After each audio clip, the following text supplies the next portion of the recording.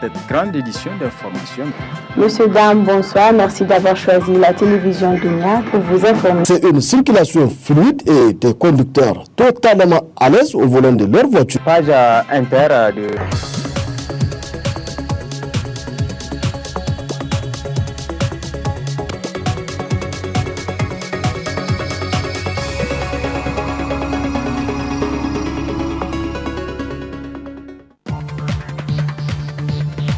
Camerounaise de football Samuel Eto'o en visite d'amitié sur invitation du ministre d'État Omar Hamidou Tchana a procédé ce matin en compagnie de son hôte à un don de vivres aux populations démunies de Kwarategi. Les Échos dès le début de ce journal. La ministre déléguée chargée de l'aménagement du territoire et du développement communautaire était en mission de travail de la région de Maradi, une mission dite de coordination et de redynamisation des actions de développement.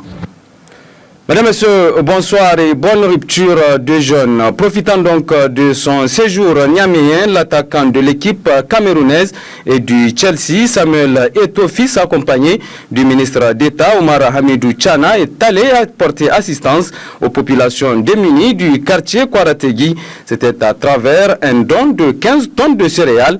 Et cela s'est passé en présence du président du conseil de ville de Niamey qui a officiellement réceptionné le dit don.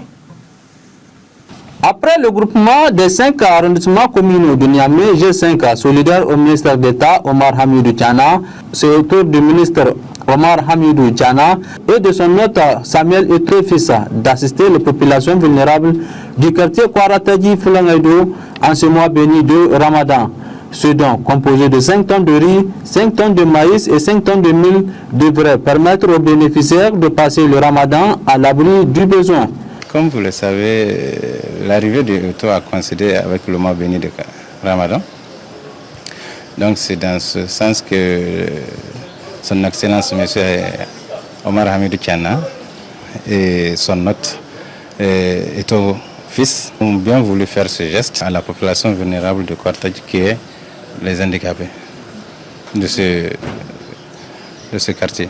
Visiblement touchés par ce geste, les populations bénéficiaires nous livrent leurs sentiments. Kalkanda ir commune de Gizantou, ici Gaxile. Ir Kotala Amer Gaxile. Ir commune no Haikergba. El Kankatil Gaxile Niao Handora. Ir commune de Kanindi. Er Kamu commune Kan Erwono. Er Kamu Kwar Kan Erwono. Kwar Teju Borek Sabu, commune de Boakuk Sabu. D'autres bonnes volontés doivent emboîter le pas à ce généreux donateur afin d'assister les populations démunies de Niamey.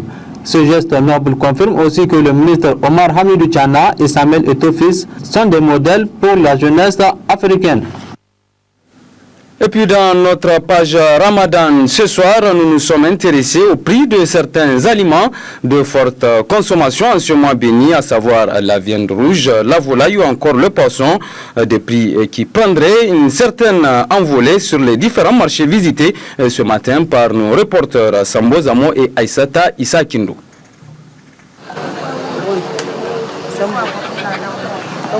Chaque année, au mois béni de Ramadan, on observe une hausse des prix dans les différents marchés. C'est l'exemple du prix du kilo de viande, du poisson ou encore de la volaille. Avant le Ramadan, le kilo de viande de bœuf se vendait entre 2000 et 2500. Mais aujourd'hui, il coûte entre 2750 voire 3000 francs. Pour les bouchers, cette cherté remonte au niveau même des vendeurs d'animaux. Kin san wannan mu gare mu Niger ya zan abu ne kamar al'ada.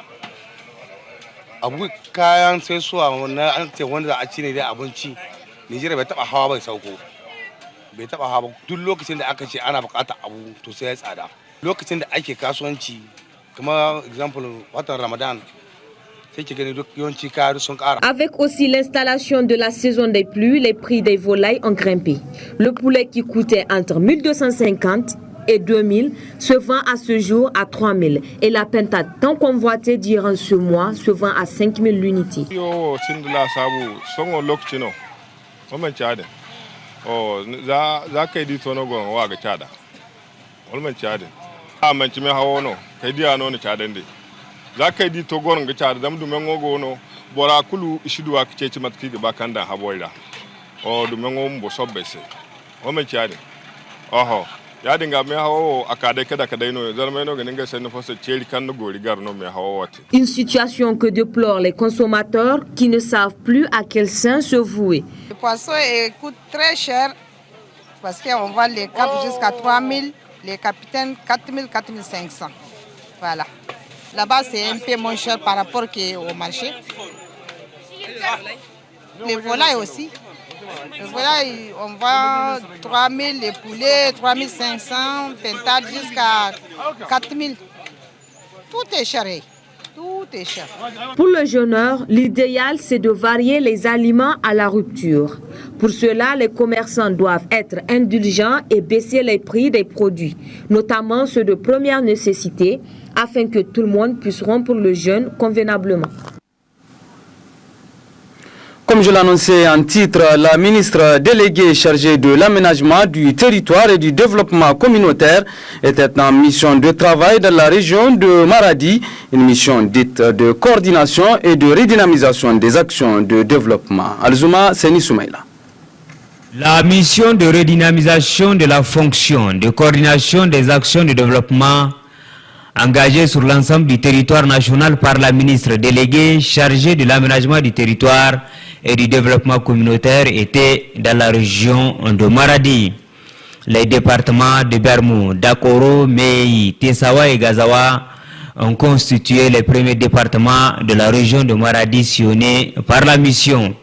Une mission dont l'objectif général est de créer des conditions favorables à la mise en œuvre efficace de l'axe 2 du plan de développement économique et social qui se résume à la création des conditions d'un développement durable et équilibré. L'appui conseil que nos cadres sont censés apporter aux représentants de l'État et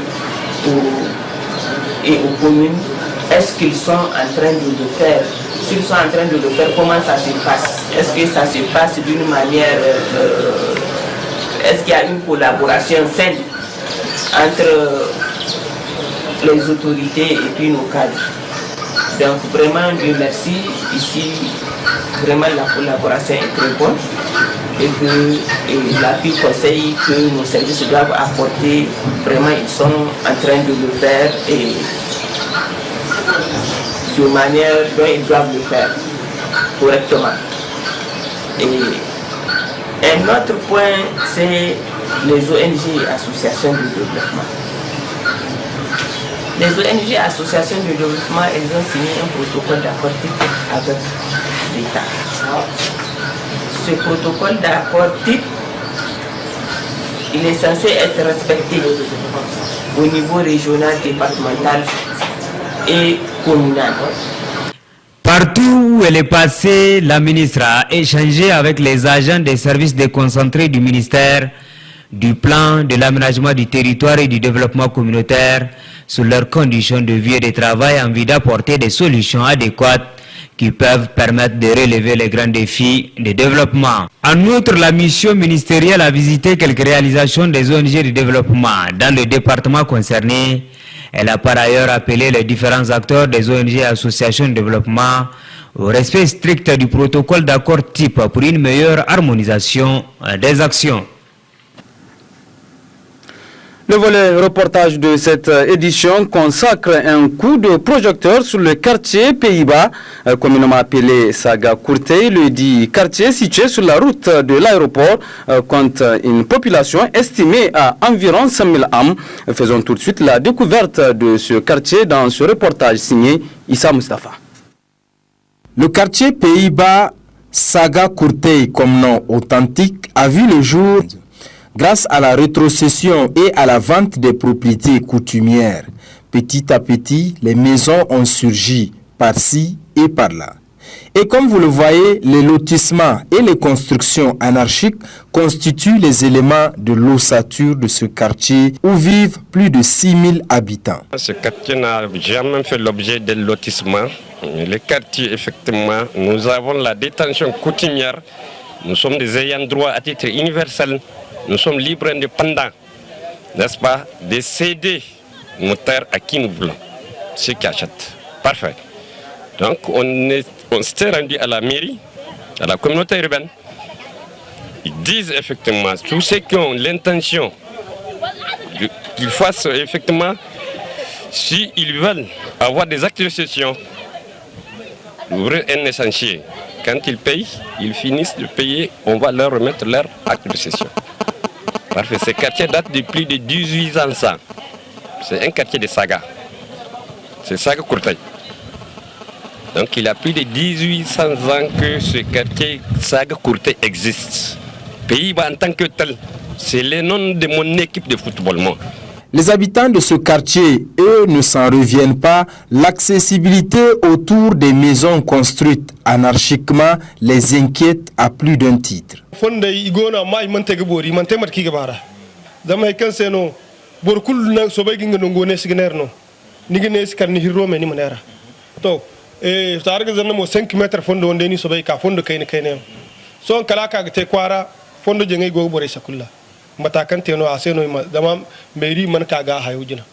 Ceux qui sont sur effectivement la voie des avions, ils sont en insécurité. C'est donc vers l'escadrille un peu devant, n'est-ce pas? Et ils sont exposés à toutes les insécurités. Ce n'est pas normal. Personnellement, ceux qui sont au bord du goudron, et non loin de l'escadrille, non loin de la SECNA, en toute sincérité, sur mon honneur et sur ma personne, c'est pas normal. Pour en savoir un peu plus sur cet aspect lotissement, nous avons approché les professionnels de l'immobilier. Voici ce qu'ils en pensent. Le Pays-Bas, en fait, c'est un terrain qui n'a pas été loti. C'est-à-dire, c'est les gens, c'est les propriétaires coutumiers qui ont eu à vendre à des gens, qui jusque-là, ils n'arrivent pas à avoir des papiers. C'est seulement le propriétaire et chez eux, propriétaires coutumiers.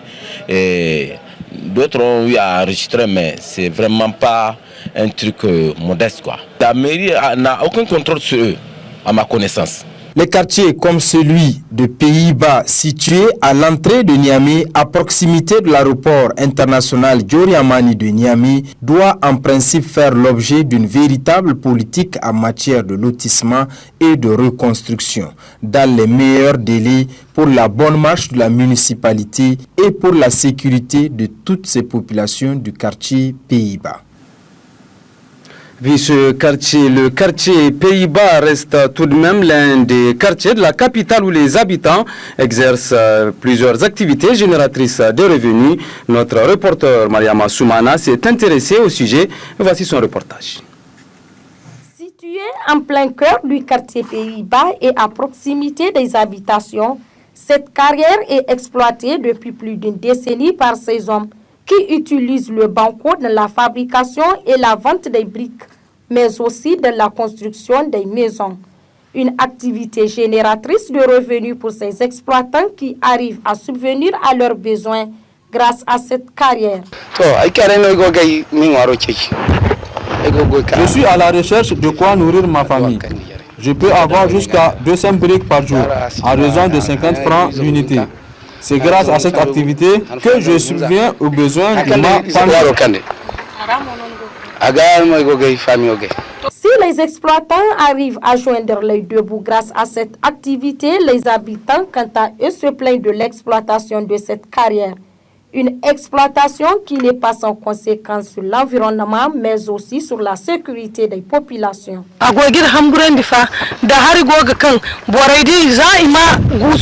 carrière nous fait vraiment peur. À chaque fois, ça fait tomber des maisons, surtout en saison pluvieuse. Mais on ne peut rien faire car même la mairie est au courant de l'existence de cette carrière.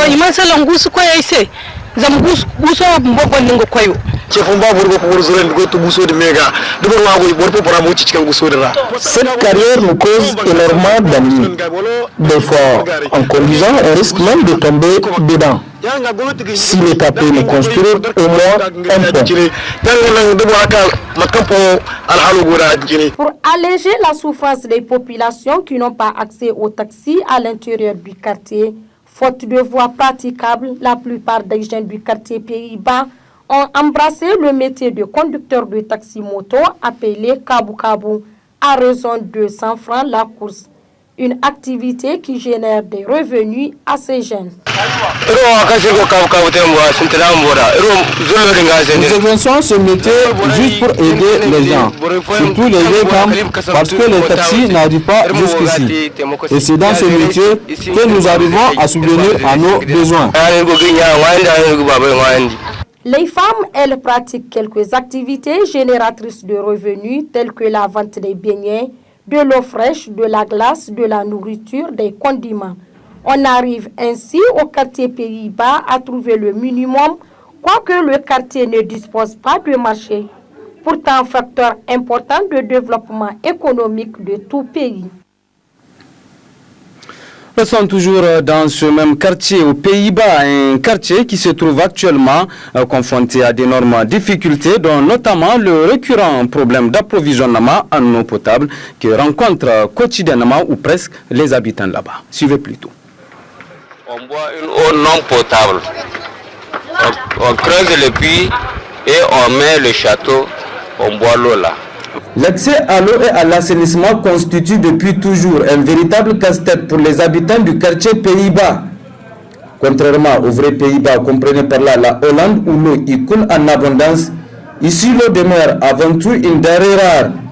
L'un des plus vieux quartiers de Niamey, situé à quelques encablures de la piste d'atterrissage de l'aéroport international de Niamey, dans le 4e arrondissement, le quartier Pays-Bas présente encore à ce jour des allures d'une bourgade en plein centre urbain. Que l'eau du puits là, c'est pas l'eau potable, puisqu'elle n'est pas filtrée, tu vois, elle n'est pas bien traitée au niveau du service de l'hygiène de l'environnement pour pousser ça à la population pour y boire, tu vois. Raison pour laquelle elle n'est pas potable. La municipalité ne connaît pas que s'il y a un quartier paysan qui existe ici à Niamey, un quartier Pays-Bas, il existe.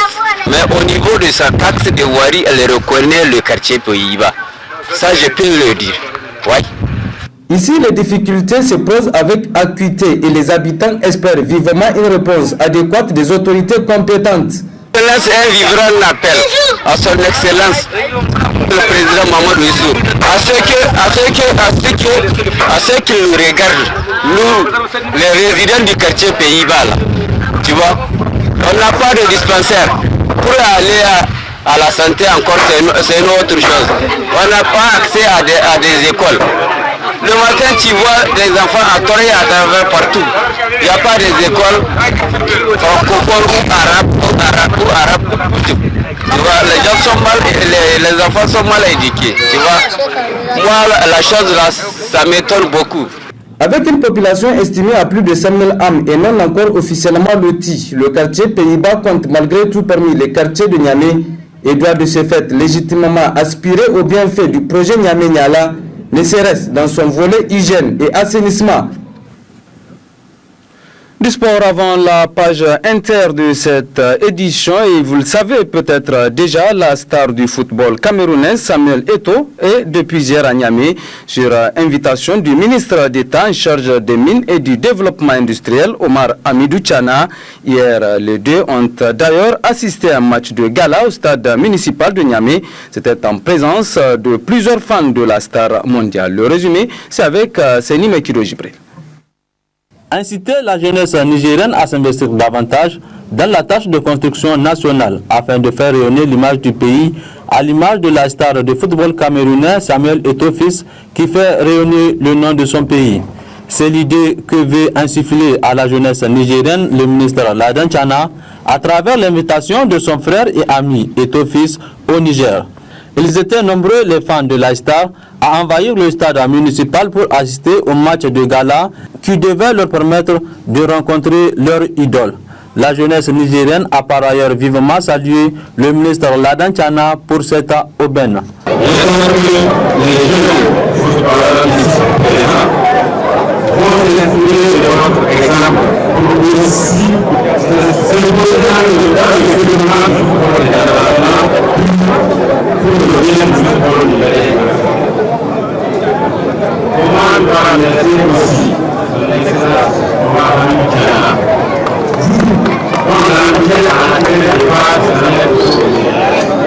Le ministre de la Jeunesse et du Sport a tenu à remercier la Star pour avoir accepté de venir au Niger.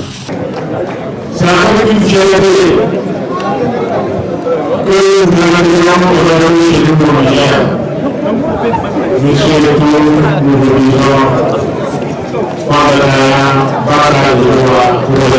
Cela veut tout simplement en français, soyez le bienvenu chez nous au Niger.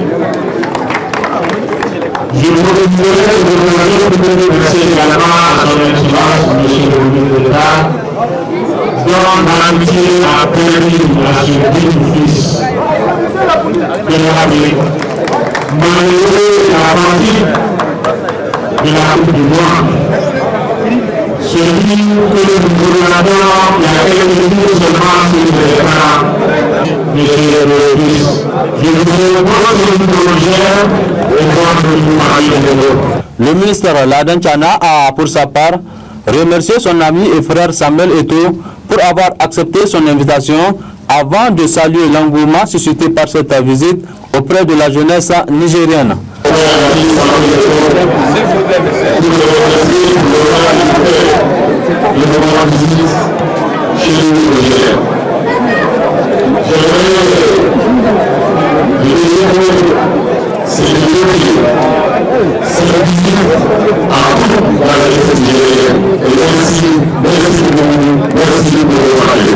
À la Star Eto'o fils d'encourager à son tour la jeunesse à faire mieux que lui et de saluer la qualité de l'accueil qui lui a été réservé.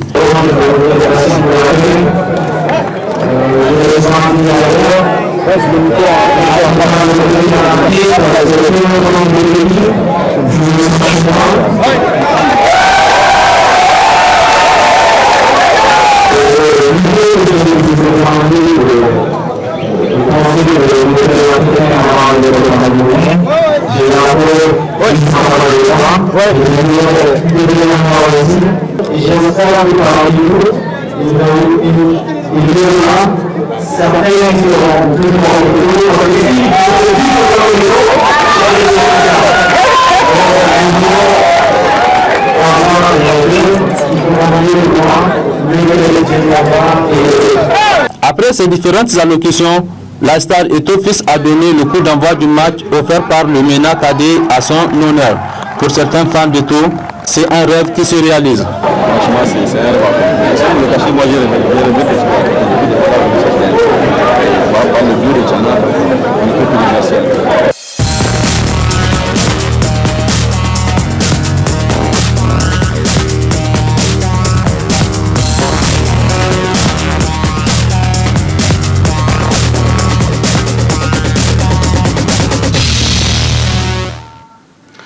Journée très tendue à Jérusalem et à Gaza après les tirs de roquettes sur le territoire israélien. Des négociations sont en cours sous l'égide de l'Égypte pour obtenir un cessez-le-feu entre Israël et le Hamas. Par ailleurs, des milliers de Palestiniens ont accompagné la dépouille du jeune Palestinien, autant pour moi de 16 ans, assassiné mardi soir dans un quartier de Jérusalem-Est.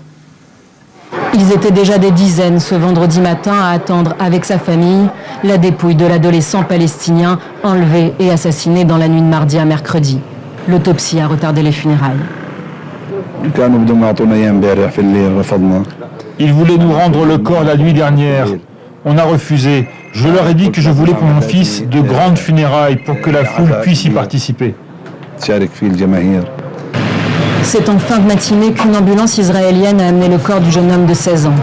Mais c'est un véhicule du Croissant Rouge palestinien qui l'a conduit jusque chez ses parents. Là, la foule tant attendue par le père était au rendez-vous. Et c'est sans surprise que la procession a tourné à l'affrontement avec les forces de l'ordre israéliennes, dont l'effectif avait été spécialement renforcé. À Gaza, contrôlé par le Hamas, on se félicite de la réaction des Palestiniens de Jérusalem-Est. Ceci est un message clair à l'ennemi sioniste. Le peuple palestinien soutient la résistance face à la menace. Et n'importe quelle guerre à Gaza ouvrira les portes de l'enfer face à l'occupation. Du côté israélien, si les autorités ont condamné le meurtre de l'adolescent palestinien, Le ton est aussi resté ferme. Le Premier ministre Benjamin Netanyahou a déclaré jeudi que l'armée répondrait avec force à toute attaque venant de la bande de Gaza. Si selon certaines sources anonymes, l'Égypte, médiateur de toujours, travaille à une trêve entre les deux parties, l'heure reste à la rhétorique et à la menace. La création d'un califat djihadiste en Irak semble accélérer le processus d'une indépendance du Kurdistan irakien. Pour l'instant, le Kurdistan a un statut de région autonome en Irak, mais le président du Kurdistan a proposé l'organisation d'un référendum sur l'indépendance de sa région. Les États-Unis ne sont pas favorables et appellent tous les Irakiens à former un gouvernement d'union nationale. Massoud Barzani avait laissé connaître ses intentions depuis quelques jours. Depuis jeudi, c'est officiel, devant le Parlement régional, le président du Kurdistan irakien a demandé l'organisation d'un référendum d'autodétermination. Un vieux rêve d'indépendance que l'actuel chaos irakien va peut-être permettre de réaliser. Le temps est venu pour nous de choisir notre propre destin. Nous ne devons pas attendre que d'autres le choisissent pour nous. Massoud Barzani a donc demandé aux parlementaires de lancer les préparatifs pour ce scrutin. Un scrutin dont les résultats ne font guère de doute. Les Kurdes veulent leur État. Nous sommes venus d'Ahmadiyya pour montrer notre soutien à l'annonce d'un État kurde par Barzani. Nous le soutiendrons avec nos âmes et notre argent, car rester avec Bagdad est presque devenu impossible. Parfois, ils sont avec nous, et puis après, ils sont contre nous. Alors que les forces de sécurité irakiennes se sont écroulées face à l'offensive des rebelles djihadistes, les Kurdes, eux, ont sauvegardé la stabilité de leur région et même l'ont élargie, investissant la grande ville de Kirkouk. Ce projet kurde est déjà condamné par les autorités irakiennes et américaines. Le sujet 2013, un train sans conducteur avec plus de 70 wagons remplis de pétrole déraillé en plein centre-ville au Canada. La catastrophe avait fait 47 morts et fera une plaie béante dans la ville et dans le cœur des habitants. Un an après, il tente de se remettre tant bien que mal de cette tragédie. Claudette Lapointe a juste eu le temps de quitter sa maison dans la nuit du 5 au 6 juillet 2013. Elle habite au bord de la voie ferrée. Elle a été réveillée par le bruit infernal du train fantôme qui venait de dérailler avec ses wagons bourrés de pétrole. Les wagons sont emplis juste devant nous ici. Il y en avait même jusqu'à 6 d'épaisseur. En fuyant les brasiers, Claudette croise son frère, pompier, qui lui s'en va combattre les flammes. Elle n'a pu rentrer chez elle que des semaines après le drame qui a emporté une de ses cousines et une petite cousine.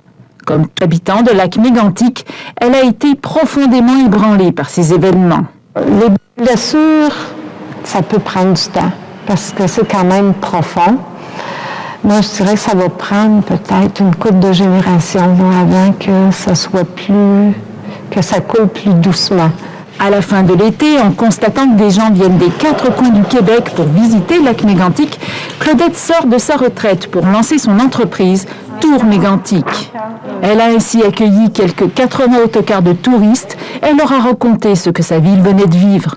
Un travail qui l'a aidé à passer à travers l'épreuve. Le fait d'en parler souvent aussi, puis de toutes les façons, toutes les approches possibles, parce qu'on avait quand même beaucoup de questions des gens. Ça nous aide, je parle aussi pour mes guides, là, ça les a beaucoup aidés à passer à un autre stade dans leur douleur, leur peine. Claudette retient de tout ce drame la grande solidarité au sein de sa communauté. Ce qui m'a le plus frappé, c'est les gens, comment on s'est tenus, comment on s'est entraidés. Comme les 6000 habitants de lac Mégantic, Claudette croit que les vrais coupables de cette tragédie sont les propriétaires du train, ainsi que le gouvernement fédéral, qui a tellement déréglementé l'industrie ferroviaire au Canada ces dernières années que les mesures les plus élémentaires de sécurité n'étaient plus prises. Claudette espère que les choses vont changer à ce niveau-là pour que les 47 victimes, incarnées par ces fleurs devant l'église de la ville, ne soient pas mortes pour rien et pour qu'on ne les oublie jamais.